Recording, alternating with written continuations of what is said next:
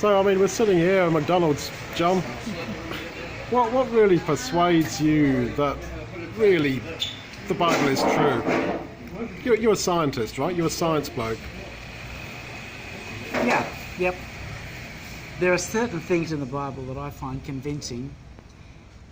You don't have to look at it and say it's a proof. It's not a proof because you can't prove the Bible's true. You can't prove it's not true. Yeah, there's no empirical black and white evidence. Yeah, but it's evidence. It's evidence. I get tired of people saying that it's got to be blind faith that makes you a Christian, that there's no evidence.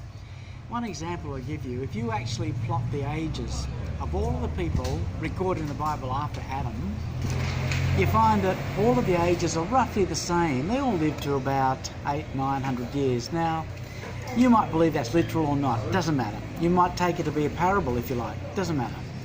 That's what the Bible records until the flood.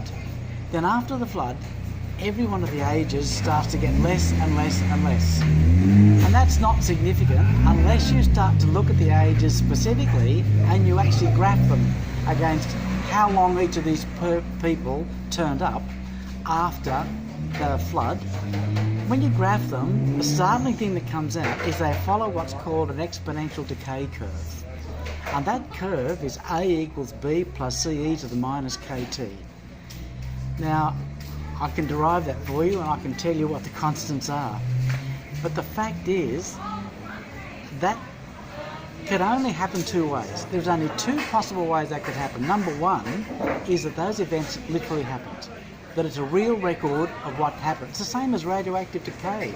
It's the same as drugs in the body. They all decay exactly the same way, same law.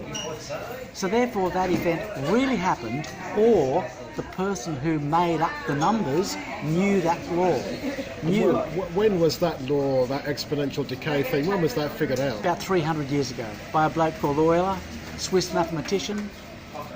What we're talking about is a Bible that was written at least 2,000 years ago, because that's when the Old Testament was put into the Library at Alexandria. We know it existed then. 2,000 years ago, nobody had a clue about that law. So there's your two possibilities. Either those events really happened and it's a real record, or what you've got there is written by someone who understands that law. Either way, that to me is evidence. I reckon it is. But, you know, as we said, faith in the end is a jump in the dark. Yeah, sure. But there's Absolutely. a lot of helping hands to sort of encourage you to jump. Absolutely. You know. Amen.